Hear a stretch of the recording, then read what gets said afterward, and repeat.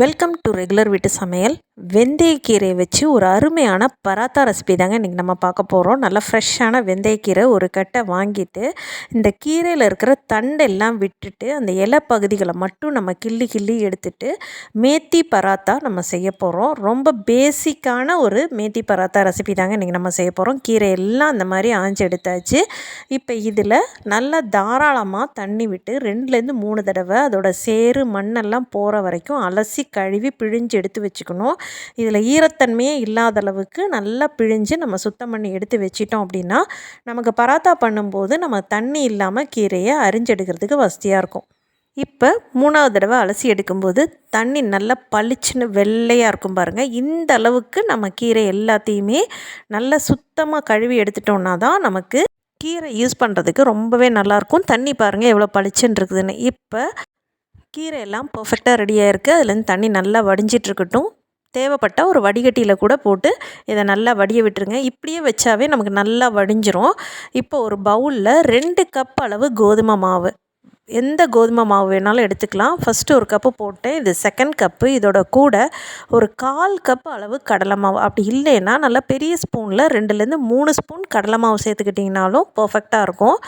அதையும் சேர்த்து இந்த மாவோட நமக்கு எக்ஸ்ட்ராவாக ஆட் பண்ண வேண்டிய இன்க்ரீடியன்ட்ஸ் வந்துட்டு கொஞ்சம் இஞ்சி, பச்சை மிளகா, இது 2யும் நல்ல பெரிய குவான்டிட்டி செய்யும்போது அப்படின்னா மிக்ஸி ஜார்லேயே அரைச்சி இதில் ஆட் பண்ணிக்கலாம். ரொம்ப சின்ன குவான்டிட்டி அப்படிங்கிறதுனால நல்ல மினி கிரேட்டரில் இந்த மாதிரி நல்ல நைஸாக கிரேட் பண்ணி போட்டாவே நமக்கு அரைச்ச மாதிரியே இருக்கும். அந்தளவுக்கு நல்லா கிரேட் பண்ணி ஒரு சின்ன பச்சை மிளகாயும் ஒரு சின்ன துண்டு இஞ்சியும் நம்ம கிரேட் பண்ணி சேர்த்ததுக்கப்புறம் இதில் வடிய வச்சுருக்கிற வெந்தயக்கீரையை நல்லா ஒரு கைப்பிடி அளவு எடுத்து நல்லா பொடியாக அரிய ஆரம்பிச்சிடலாம். நம்ம எடுத்திருக்கிற மாவுக்கு இந்த ஒரு கைப்பிடி அளவு வெந்தயக்கீரை போதுமானதாக இருக்கும். அப்படிங்கிறதுனால இதை நல்லா மைன்யூட்டாக சின்ன சின்ன பீசஸாக அரிய ஆரம்பிச்சிடலாம்.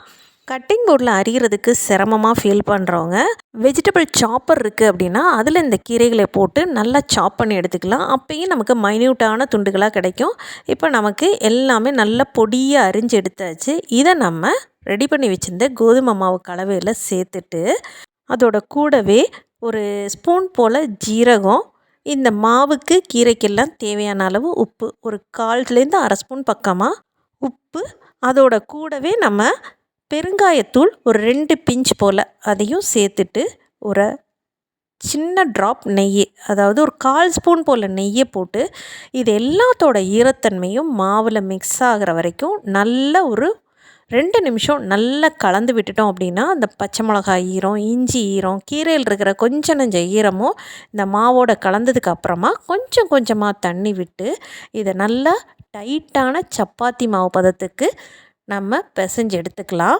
கொஞ்சம் கொஞ்சமாக தண்ணி விட்டு பிசையும் போது மட்டும்தான் நமக்கு பக்குவம் தப்பாமல் பர்ஃபெக்டாக கிடைக்கும். ஒரு ஸ்டேஜில் இந்த மாவு எல்லாமே ஒன்று சேர்ந்து இந்த மாதிரி ஒரு பக்குவத்துக்கு கிடைக்க ஆரம்பிச்சிச்சு.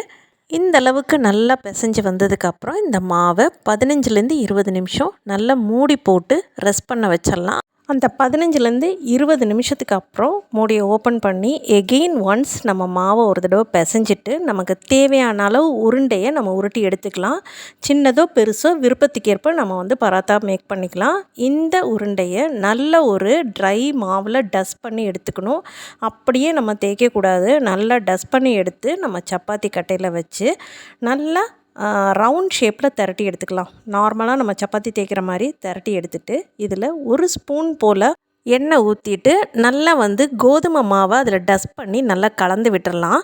இது நல்ல லேயர் ஃபார்ம் பண்ணுறதுக்கு நமக்கு ரொம்பவே ஹெல்ப் பண்ணும். இப்போ இதை நமக்கு விருப்பத்துக்கு ஏற்ப மடிப்பு போட்டுக்கலாம்.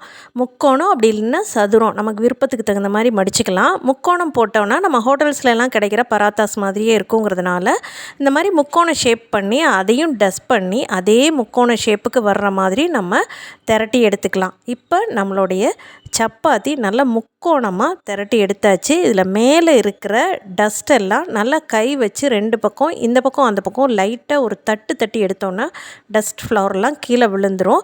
இப்போ சூடாக இருக்கிற தவாவில் நம்ம மேத்தி பராத்தாவை போட்டுட்டு ஒரு நிமிஷம் போல் மீடியம் ஃப்ளேமில் வச்சுட்டு நல்லா கலர் சேஞ்ச் ஆகி வந்ததுக்கப்புறம் திருப்பி போட்டு அதுவும் லேசாக கலர் சேஞ்ச் ஆகும்போது எகெயின் திருப்பி போட்டு எண்ணெய் ஊற்றும் போதே நம்மளோட பராத்தா நல்லா உப்பி வரும் பாருங்கள். அருமையாக நல்ல லேயர் ஃபார்ம் பண்ணி இந்த மாதிரி உப்பி வரும். இப்போ அதை நல்லா திருப்பி போட்டு நல்லா ரெட்டிஷ் கலராக பராத்தாஸ் நல்லா பர்ஃபெக்டாக வர்ற மாதிரி நம்ம சுட்டு எடுத்துக்கலாம். அவ்வளோதாங்க, பர்ஃபெக்டான மேத்தி பராத்தா தயார்.